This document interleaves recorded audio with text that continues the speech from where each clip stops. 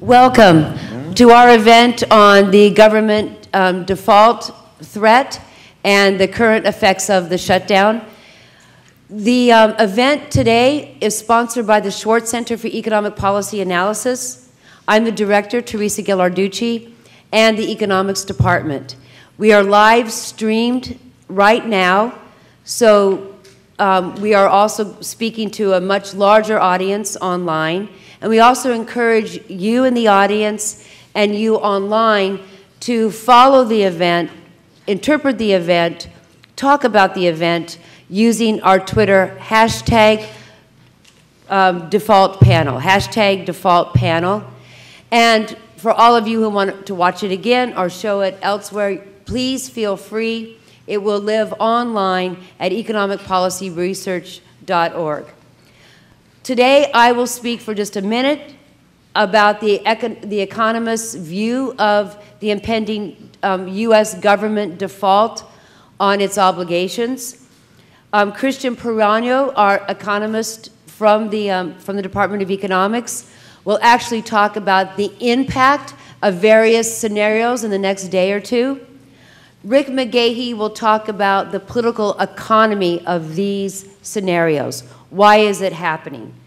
We do want to give the audience ample time to ask questions. I'll ask you to come to these mics. So a little bit before 9:30, you'll want to line up if you want to ask a question, because we have a hard stop at 9:32, which we will open it up to the audience, and then we have to clear the room, except for my students, at 9:45. Christine Lagarde, the president of the International Monetary Fund, she's pictured here, yesterday at a scheduled and routine meeting of the International Monetary Fund in Washington, had a very chilling assessment of what might happen if the U.S. government defaults on its debt. She said quite succinctly, in a quote heard around the world, it was on every financial news site, the Financial Times, in bold lights, that if the government, the United States, defaults on its debt, we may see the world economy plummeted into another recession. At that point, with that chilling assessment by one of the world's leading economists, I will now invite you to listen to Christian Proaño, who will tell us how that can happen. So Christian, please join me.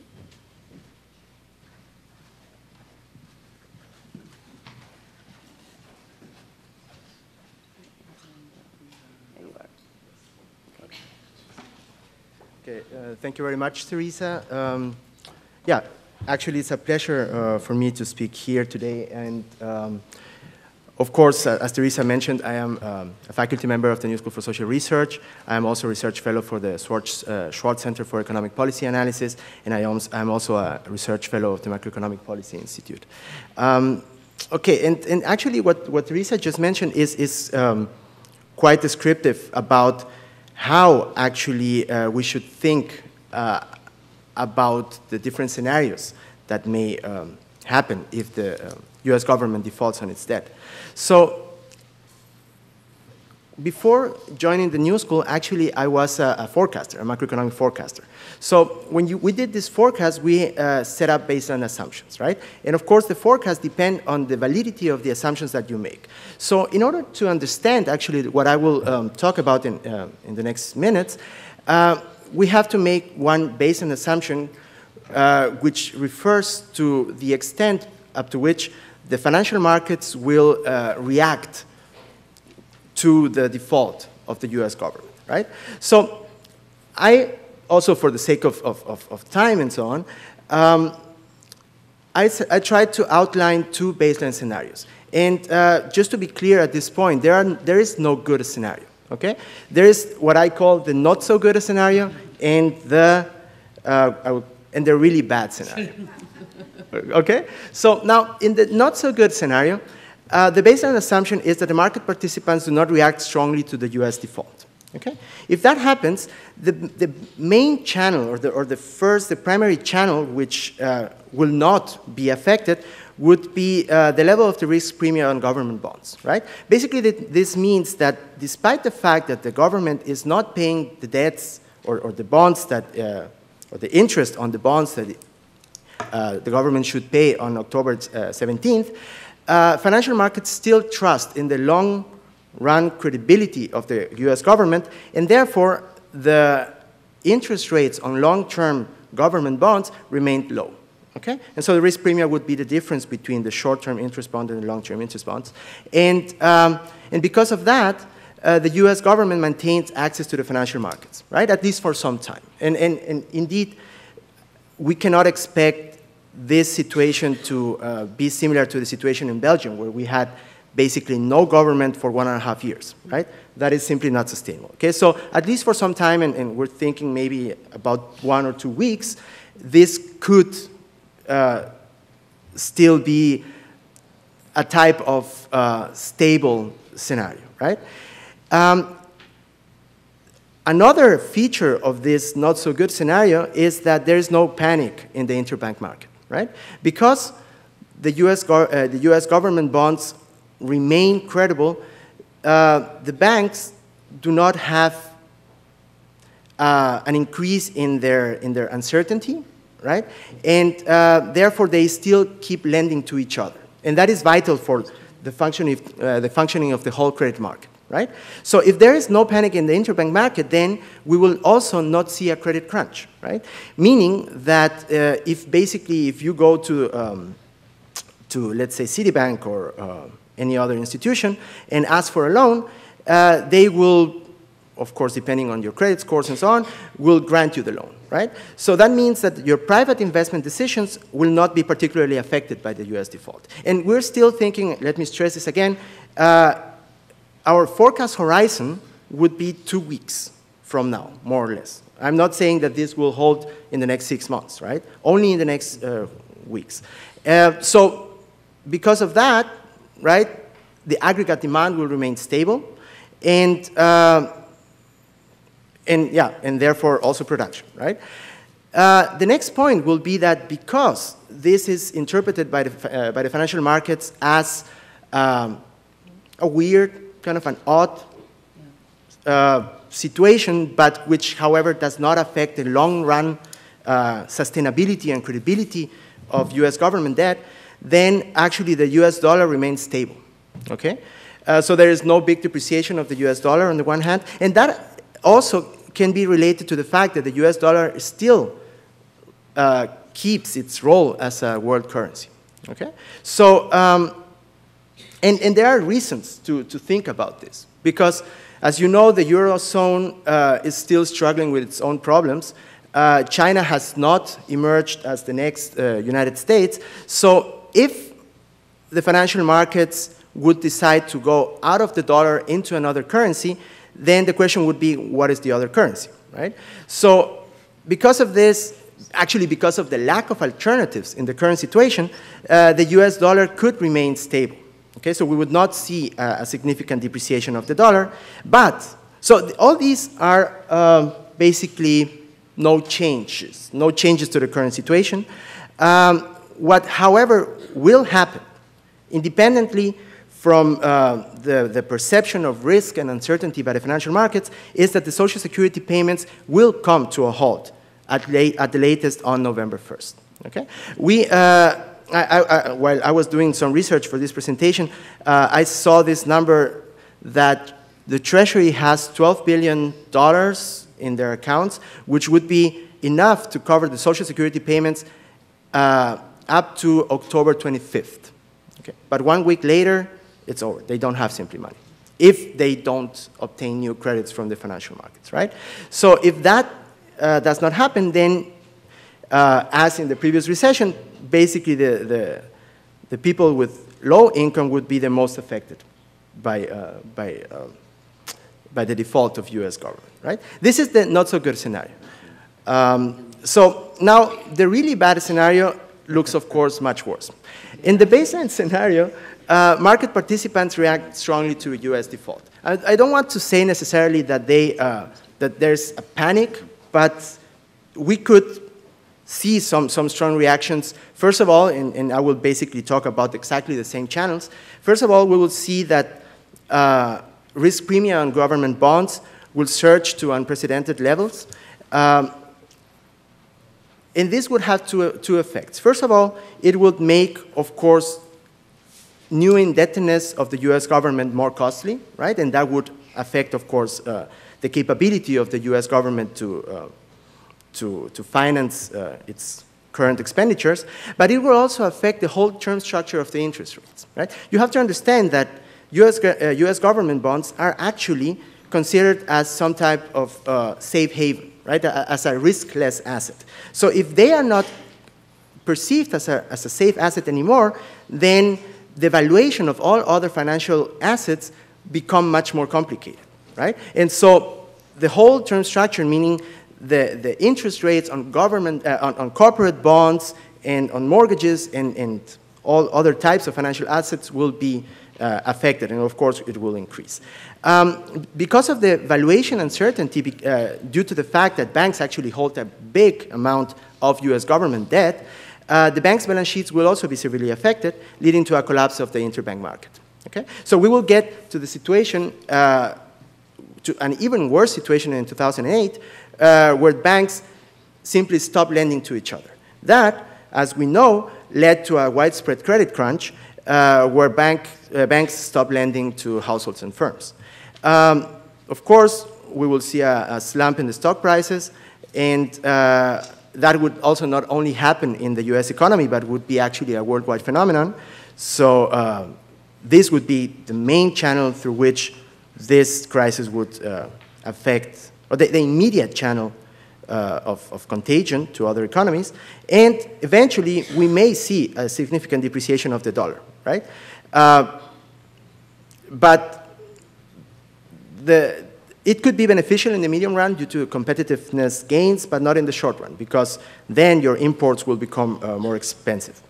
So also something that will happen independently of the uncertainty or the reaction of the market participants is that indeed Social Security payments will still come to a halt at the latest on November 1st.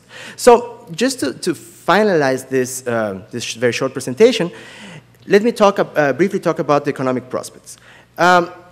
In contrast to the 2007-2008 crisis, the implementation of countercyclical fiscal programs will be much more difficult to enforce, right? We know that now actually the levels of government debt are quite high, and that is being utilized by some political participants to enforce some type of policies, right? And as a result to that, and actually this is completely in line with Christine Lagarde just mentioned, a worldwide and prolonged economic recession would take place. Thank you very much.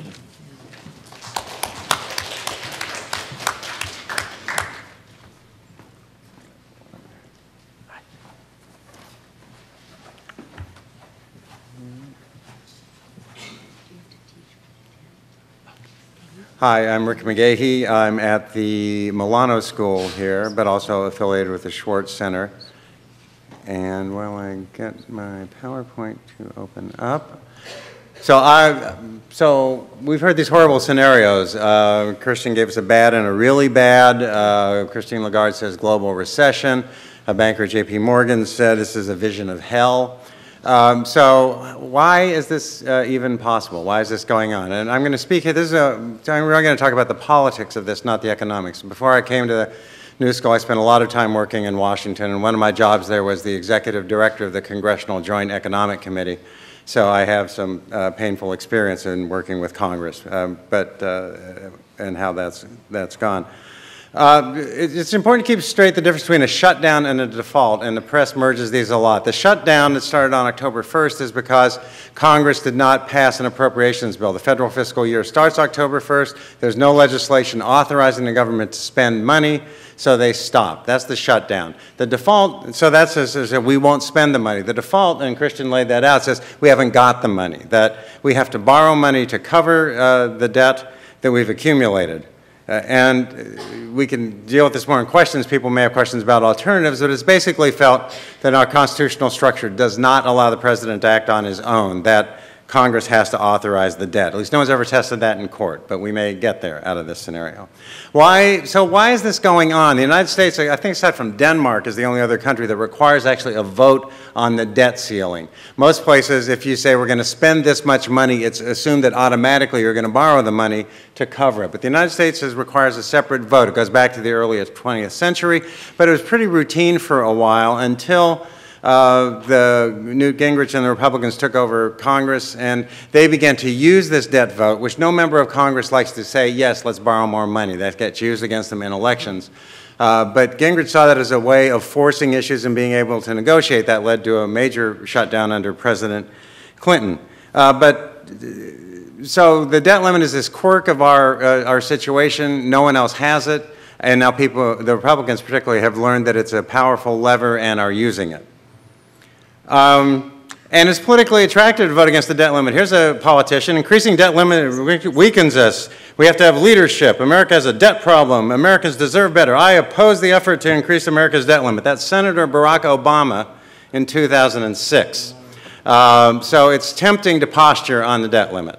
And politicians do it all the time. And Obama was opposed to the way the Iraq War was being funded, and he thought this is something I can do to fight that. But he made this kind of bombastic anti-debt speech, which you could actually, if you take his name, should have animated it. You take his name out and it sounds like a Republican speech. So the debt limit can be a convenient whipping boy, but no one ever thought we'd actually threaten to default, that it would get this far. Even if in 06, if Obama's vote had been needed, he would have voted for it.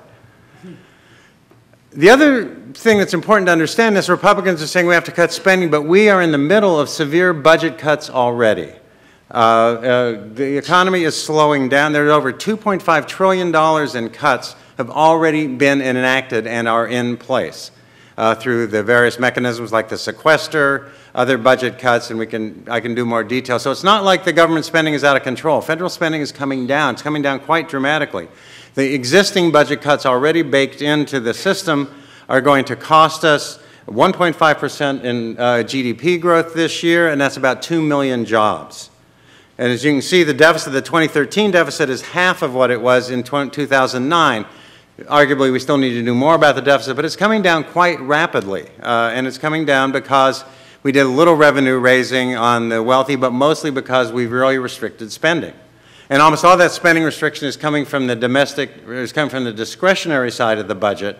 So this is all in shutdown territory. We're not spending money. We're not spending money on schools, on police, on a lot of defense spending is not happening. The mandatory side of the budget, the Social Security and all that still is programmed to be spent, but if we go to default, when we run out of money, then we won't be able to pay that, and then that leads to the kind of cataclysmic scenarios Christian is talking about. But we already have a really bad squeeze on a weak economy, slow growth. Our unemployment rate is still running over 7%. I blog every month on the unemployment report, but it didn't come out this month because the government shut down, and that's not considered essential information. But we're still somewhere in the low 7s on the unemployment rate. And part of the reason that the recovery is so slow is in fact there's no stimulus in the economy. In fact, there's contraction. We are already squeezing the federal government. States and localities are also squeezing their budgets. So that Republican threats to shut down, people say, why are they doing this? Well, you know what? The threats are working. That's what they want to cut spending, particularly in these domestic programs. This is the 5th of these threats we've had since 2011. And you can see there the numbers on spending. From 2010, we were $1.185 billion. The proposed House budget for the coming fiscal year, the one that started October 1st, is almost 20% below that, 18.4% lower. And remember that 2010 is already, things are beginning to slow down already. So we have got real budget contraction already going on. And if I'm a Republican and I look at this pattern, you know, they say I shouldn't do it, they say I panic.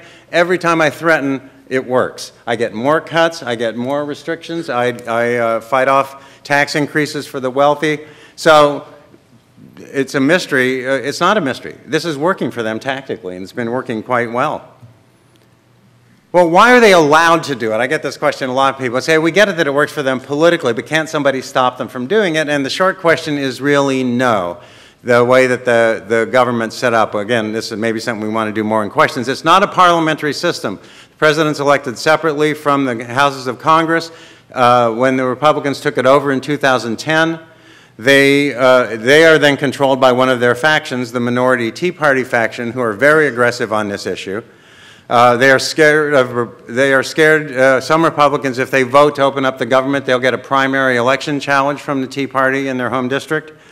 And an important fact to understand here is that they feel invulnerable to electoral pressure. They think that they are going to hold the House till at least 2020, and they're probably right. Because the other thing that happened in 2010 was that they took over state legislatures a lot. Now, the perfect storm that happened here, the unique circumstance in 2010 is that every 10 years, states redraw their congressional districts. They use the information from the census, and they redraw their congressional districts. And Republican control of these state legislatures allowed them to redraw House districts in a way that really advantaged them. And I'll just show you a couple examples. This is called gerrymandering after, I won't give you the history of the word, but these are states that Obama won and that were gerrymandered so that the House Republicans would get more seats. And I just want you to look at these three states. Ohio, Obama carries it by 3%. He wins the state.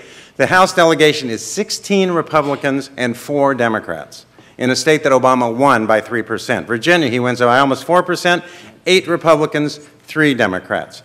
Pennsylvania, he wins by 5%, over 5%, 11 Republicans, more than twice as many Democrats in the state. That's what this gerrymandering in 2010 allowed them to do, and that's why they control the House the way they do, and why they also feel immune to pressure, because they've drawn districts in such a way that they say, fine, the population as a whole may want the government reopened, but in our district, in all these carefully drawn districts, our people control those votes, and they want us to keep shutting things down. So it's very unlikely, barring some big wave next year, one might hope that it happens, it's unlikely that electoral pressure is going to drive enough Republican votes to change the composition of the House. And again, the House members in more marginal districts are more scared of a primary challenge from the right if they cooperate with Obama than they are about the general election because of the way these districts are drawn.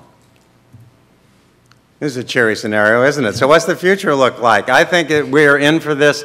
The Times this morning talked about, well, they're close to a compromise. That so-called compromise in the Senate, which will not pass the House, it only extends the debt limit for 4 months. At best, we are back in the middle of this in February of next year. We are in this perpetual battle over this issue, continued battles over debt and spending. There will be continual pressure, and probably except Obama's offers to negotiate already envision more government cuts. They're trying to be aggressive on revenues, but that won't pass the House. But they've gone about as far as they can squeezing the discretionary side of the budget. The Republicans actually want to increase military spending, and I think they probably can't cut domestic spending much more, although I've been surprised on this before. Right? There's a kind of a bottom end there. But 2/3 of the budget of the so-called mandatory or entitlement side, particularly Social Security and Medicare. This battle is going to, getting the size of the government down is going to shift to the terrain of Social Security and Medicare with a lot more pressure, and the Republicans so far have not been shy about using the pressure of the debt limit. I don't see a scenario where that changes very much, and so I think we are in for this kind of battle going out maybe until 2020, the next census and the district redrawing, but certainly through the remainder of President Obama's term. And with that cheery note, we'll turn to questions. Again, for folks who have questions, we need you to use the mics and line up for those. And if not, I guess we'll talk among ourselves while people think of their questions and get going. Well, Rick, what Christian showed us is actually the not so bad scenario is that the fear factor is not really there. That, and it's very hard to believe that your really not so good scenario might even happen. But the idea is that people don't lose confidence in the American political process. Mm-hmm. And so our interest rates, what Christian talked about was the risk premium, don't go way up. Banks still lend to each other. Sure. And they still view the dollar as a safe asset, and dollar-denominated assets as still safe. You know, your not-so-bad scenario doesn't look very likely. So what Christian has said is that fear is actually the big factor here causing the economy. Yeah. Christian, is that about right? Is that what you meant? Yeah, absolutely. Actually, what we really have to understand about the financial markets is, and actually, I don't know if you saw, for example, the Nobel laureates of yesterday. It's actually quite funny because Fama was actually a proponent of the efficient market hypothesis, where basically he says that markets are rational. So somehow, wait, Eugene right? Fama from the University of Chicago was a co-winner of the Nobel Prize yesterday. Right, exactly. And Robert Shiller, who is now at Yale. Yale, thank you. He, on the other hand, talked about the irrational exuberance. Okay, so actually they are talking about two different ways of actually how the financial markets work. However, I think that our position about this, as some type of progressive and eventually Keynesian economists, even though you don't have to be Keynesian to think about this in this way, is that basically financial markets are driven by sentiments, okay? And these sentiments don't have to be rational necessarily. They sometimes, if you think about, like, for example, how traders actually work and trade bonds and other assets, most of the time, basically, they are talking on the phone, and they are hearing what other people are doing right now. So if they see that, let's say, for example, that Warren Buffett is selling some assets, they will think, okay, he knows something that I do not know, and they will also do the same thing, right? So actually, a main feature of the financial markets are this herding behavior, right? So what we need basically is just a spark or some type, let's say PIMCO or any big player in the financial markets which actually loses trust in the government, in the US government, and that would trigger basically a cascade of events. That in the worst scenario, right? Hopefully, on the other hand, it's difficult, for example, to think that the IMF would not intervene. What can they do? What can they do? They have the special drawing rights, so basically they could provide some liquidity to the US, even though that would be hilarious because usually the IMF actually does that. For Bolivia. For Bolivia, for Greece, and actually they imposed a lot of very restrictive sanctions, right, to Greece and so on. And so, but theoretically speaking, they could do that. Also, you have to think about China. Right? China holds a lot of US government bonds. If they lose, if the value of government bonds slumps, the big losers would also be China, right? And they would not like to do that. They would not like to be in that position. So they would eventually be willing to provide more liquidity in order to maintain the valuation of the US government bonds. Good, please line up. We just need the microphones for the online audience. I want to pick up on this quickly because, again, Christian's given us, so with all these disastrous things, why don't the Republicans in Congress get it? And the truth is they like this fear. The fear is what's allowing them to cut the size of government. It's allowing them to back these spending cuts up. It's allowing them to maneuver in this way. Wall Street does not understand how Washington works.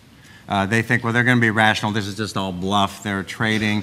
The objectives of a lot of these Republicans in Congress are not the same as these. They don't quite believe this. They don't understand how Wall Street works. They don't believe this scenario either, or they don't think the economy works that way. A Republican from Florida said, well, I had a small business and there were some bills I could pay and some bills I didn't pay. So, I would, pay the bills I could pay and I'd tell the rest of my creditors I had to wait, and it's just like that. He was a veterinarian before he came to Congress. And so that's his understanding of the way the financial markets work. And there are a lot of people like that in Congress. There are 435 members of the House. And so there's this real disconnect between their understanding of each other. And Wall Street doesn't get that it's not like the Republicans don't understand that the fear is working. They like that fear, and they want to use it to shrink the size of government. That's their objective. Yes. You can introduce yourself, please. I'm Mike Isaacson. From the Economics Department. From the Economics Department, the grad school. I was in the past few days, there's been kind of the circulating story in the libertarian and right-wing blogosphere about that point to 4 previous defaults, and of course they're not really defaults. But I guess the question is, how do those previous defaults, as defined by Reinhard Rogoff, differ from what we're facing with this debt crisis? Or U.S. defaults. It's not really 4, but that's their talking point. There was a technical default the U.S. had in the 70s, but everyone understood it to be a technical kind of printing bill making problem. It was well advertised in advance. That was communicated to the markets, so people knew that that was the case. I should have said it before. It's nice to see a graduate student from the New School Economics Department. I'm a graduate of the New School Economics Department, so it's always a pleasure to talk to folks about that. But those defaults were known before as they were very technical in nature. Those were communicated to the market. They were not, it was widely understood that they were happening. There were backup plans. Congress, there wasn't any question that Congress was going to actually use that to actually threaten a real default on the assets. This is a new thing since the 90s where they've actually begun to threaten it in this way. But Moody's came out yesterday and said, oh no, the federal government can pay interest and principal on the bonds. They can just stop paying everything else. And Republicans are waving that around. See, Moody's, which was so good on predicting the financial crisis, the rating agency that rates bonds, and did a very poor job. But they will grab anything as a talking point at this point to push back on that, and are doing that a lot. So that's being used. Also, this default seems to be having an effect on markets right now. What happens when you have fear of a catastrophe? People start to buy insurance. So you can buy insurance on the debt of another agency. There used to be hardly any market for assurance against a U.S. default. When people had bonds, they were as good as its word. They will be paid. And nobody bought insurance just in case they couldn't be paid. In the last week, the cost of insuring a U.S. bond has gone up 1,000 times. And that didn't happen in those previous threats of defaults or even a default. So the market for insurance is speaking. I need you to come here.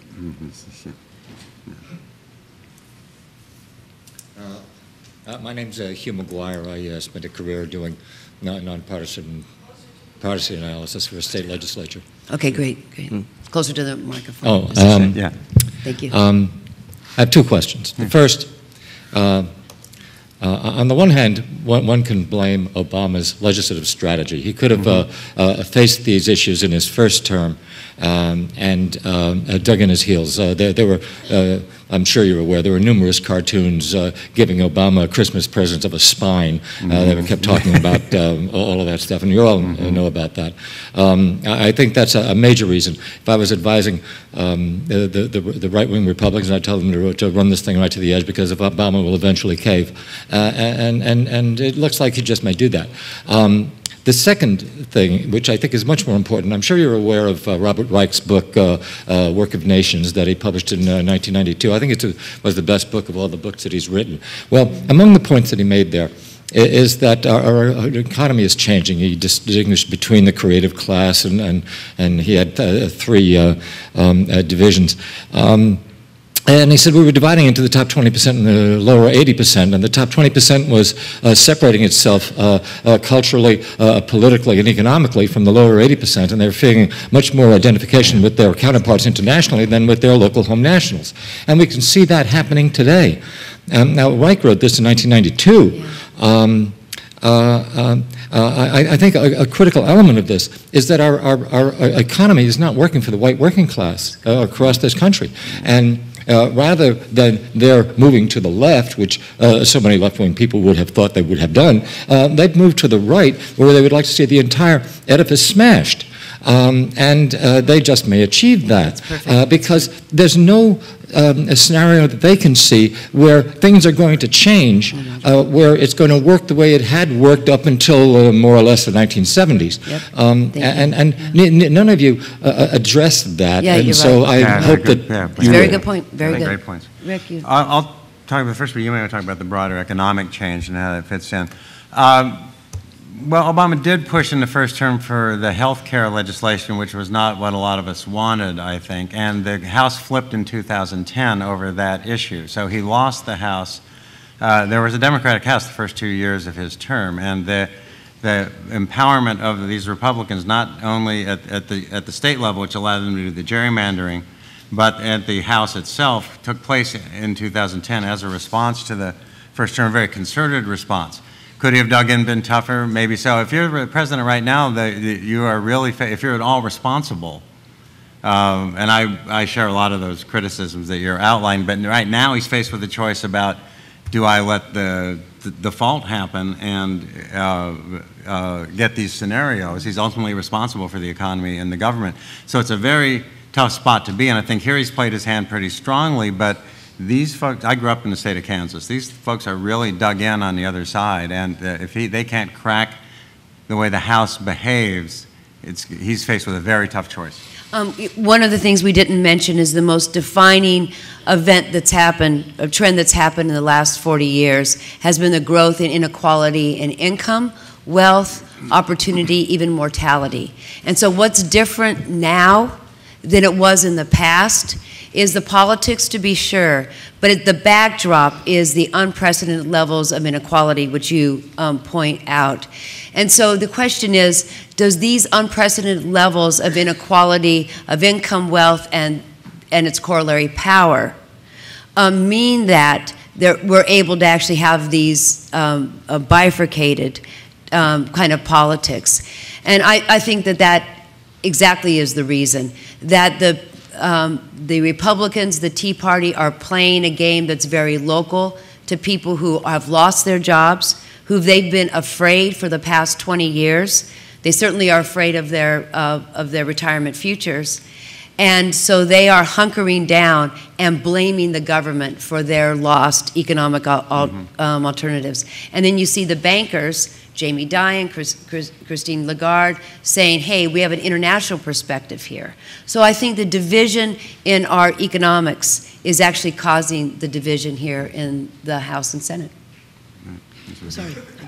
I think you may just have answered my question in part. I work for the state comptroller, so I am always looking for the political end of what's going on in these kind of situations. And my question is, beyond sort of the ideological interest in smaller government, you know, that might be, you know, held on too firmly by somebody who's a large animal veterinarian and kind of doesn't get how markets work, it's crystal clear that there are people who understand financial markets who are pushing some of this stuff. And my question is, who benefits from that? And is that just kind of a big picture Republican effort to secure power and keep it? Or are there people, for instance, making money off this, besides maybe people who insure government bonds? You know, who's benefiting from all of this, big picture? Well, of course, who benefits from the Republicans being in power are these wealthy groups that Teresa has talked about and have financed a lot of this activity. But I think that it's run away from them a little bit on this one. I think now the banks, the Morgans and that are saying to the Republicans, hey, don't default. They've built this machine, but the machine has run away from them a bit. Even the legendary Koch brothers, who are oil and gas interests out of Kansas when they started, who engineered a lot of these state legislative takeovers, they don't want to be blamed for the default. They wanted to try and gut Obamacare if they could have done that. So they were on the shutdown side of this equation, and they actually are quite comfortable with the shutdown. Many of the Republican so-called compromises would avoid the default but keep the government shut down. So that they are quite comfortable, those forces, with the shutdown, but they are worried now that it's run away from them, and none of them, I think, want to default, but they don't know how actually to rein back in this machine that they've built. That's my own reading of it. So they want to solve the default, but they don't want to solve the shutdown. They like the shutdown pressure and the spending cuts and the resistance to any kind of tax increases. Christian, do you have another? First, who wins and loses? I guess I have two quick questions. One is just, I'm sorry, my name's Dan Walsh. I'm a student at the graduate program for international affairs here. The first one is just, we haven't heard much talk at all about military spending. You mentioned it briefly. And just given what a huge percentage of government spending that is, do you see any future fights on that as perhaps a way of increasing revenue for discretionary spending at all? The second one is sort of a broader question, which is, you've heard some comparisons to the era we're in now to the era before the Civil War, where there's one dominant issue that's creating this massive gridlock. And there we saw a very noticeable shift, a very dramatic shift that altered the political landscape. Do you see, sort of in our future, something, hopefully not that horrible and dramatic, but something, a dramatic shift that's going to take us away from this gridlock, or much more subtle, eventual marginalization maybe of the Republican Party, or something along that end? Oh boy, 2 times. The defense thing, I think in the short run you won't see many more defense cuts, because the defense budget actually is being cut under the current budget plan. The sequester takes money away from defense and from domestic spending, and the Republicans want to stop the defense cuts. The Republicans want to shift to Social Security and Medicare, and they can't do that under the way it's currently set up. They would like to shift into the mandatory side, but a lot of Democrats have defense spending in their districts. The larger thing on the political polarization, I don't know, some of that's just because the economy is so bad. I think that's a lot of what fuels this. There is this kind of, there are 30 states that have Republican governors and Republican majorities in one or both houses of the legislature. So this is, they're not all quite this extreme, but a lot of them are. So does it get to the level of the Civil War? No, but I think the country is quite broken and polarized on this thing. So I don't think the Republicans can win a presidential election, but because of the way Congress is constructed, I think it's very hard to see significant Democratic majorities. You want like a Roosevelt New Deal majority coming in, especially the way the House has been tilted. So I think the legislature remains in this kind of fractured way while Democrats have continued to win the presidency, and barring some change in the mentality of this, you keep seeing this kind of struggle. I just want to take 30 seconds to answer the political economy question. Who wins, who loses? After every disaster, the power consolidates. Banks will actually even get bigger. And right now, many marginalized and vulnerable people are losing with food stamp cuts, assistance, education, even the data being not maintained. No, maybe if I can add up to this question too. Again, how financial markets work is that basically the insiders will always get the largest gains of any trading, right? So, and not only the insiders, but the people who actually have more access to more financial instruments, right? And these people basically are the usual suspects, the large financial institutions like Goldman Sachs, JP Morgan, and so on. They can construct these deals cross-border and involving hundreds of assets, which at the end, even if everything goes down, there will be some part of their portfolio which would let them gain some money, right? The people with food stamps and so on, they don't have even a portfolio. So it's all or nothing for them. Yes, right? that's very good. And yeah. Probably we have time for one last question. My name is Tania Millage, and just like the economist who came from Kansas, I came from Utah. I have been in New York 50 years. I came here as a graduate student. I was a Republican. I left over the issue of women in the early 90s for obvious reasons. And one of the things, because I have spent most of my life in political campaigns, that strikes me is that I remember 1964, and I remember the Barry Goldwater campaign. And for many of you, you're not old enough to remember the trauma of that campaign, and most of it was around Kennedy's assassination, and we all remember the fear of the bomb. I'm sorry. Okay. The question that I would pose to you is that I think the trauma is enormous, and I think when we have 18 people in the House who have said they will vote for the CR, a clean CR, that the presentation of the gerrymandering may be off. And I would wonder if you think that is the case. With the new technologies, I think you could go into those districts and change things. Thank you. Yeah, you could. The question, and I hope you're right. I hope you're right. If you look at California, which had a fair distribution process, their House seats are distributed more or less along the lines of the presidential vote, because they had a nonpartisan commission kind of set it up and drove the districts to the center. I don't know how you unlock those districts, especially with the courts we have, but I hope you're right. Something like that needs to happen, and I hope we don't have to go through the trauma of another global recession to get people's attention. I worry that we might have to, but I certainly hope that's not the case, so I hope you're right. Well, my point is only the new technologies will allow that. There's closing comments. Rick, do you want to say, add to that? No, I said I like very much what the last questioner said. I hope my gloomy scenarios don't come true. And I think it's good to be looking for where are there forces where this can actually change, because we're not just passive tools of these events. What can be done and where can pressure be brought to bear to actually begin to turn this around? So I'm very much in the spirit of what the last questioner said. Yeah.